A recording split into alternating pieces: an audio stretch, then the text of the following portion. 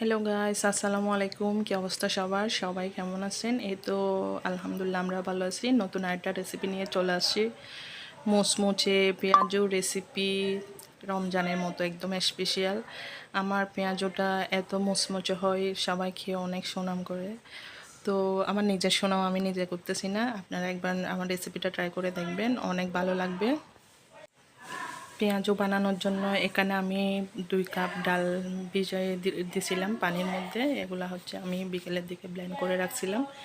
Blend করার পরে দেন হচ্ছে তার মধ্যে আমি এখানে 2 টুকরা রসুন এবং আদা পেস্ট, ছোটো চামচে 2 চামচ হবে, এগুলা দিয়ে দিছি। দিয়ে দেওয়ার পরে হচ্ছে এখানে আমি পরিমাণ মতো ধনিয়া পাতা দিয়ে দিছি। দিয়ে দেওয়ার পরে হচ্ছে দেন এখানে আমি পেঁয়াজ কুচি দিয়ে দিছি, প্রায় বড় সাইজের এরপরে আমি কাঁচামরিচ কুচি দিয়ে দিচ্ছি 3টা। দিয়ে দেওয়ার পরে আমি হাত দিয়ে পরিমাণ করে লবণ দিয়ে দিচ্ছি। আপনারা চাইলে আপনারা স্বাদ অনুযায়ী বাড়া কমা দিতে পারেন। এরপরে আমি হাত দিয়ে অল্প করে হলুদ দিয়ে দিছি। দিয়ে দেওয়ার পরে সবগুলো উপাদান আমি ভালো করে হাত দিয়ে মিক্স করে নেব, যাতে ভালো করে মিক্স হয়ে যায়।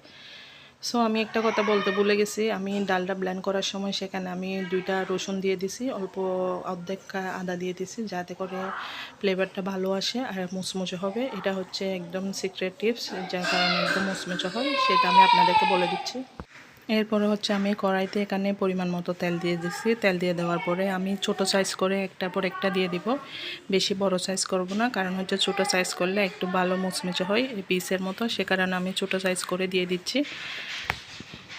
দিয়ে দেওয়ার পরে দেন হচ্ছে আমি যখন এক পাশ ব্রাউন কালার হয়ে যাবে তখন আমি আরেক পাশ উল্টাই দিব। এভাবে করে আমি একটার পর একটা সবগুলা দিয়ে দিব। দিয়ে দেওয়ার পরে এগুলো হয়ে গেলে আমি আরগুলো দিয়ে দিব। তো আমার রেসিপি আপনাদের যদি ভালো লেগে থাকে তাহলে আপনারা রেসিপিটা বাসায় ট্রাই করতে পারেন, খুব ইজি একটা রেসিপি। তো আমার এরপর আমার চ্যানেলটা সাবস্ক্রাইব করবেন, আমার পাশে থাকবেন। ইনশাআল্লাহ সামনে আমার নতুন রেসিপি নিয়ে আমি হাজির হয়ে যাব।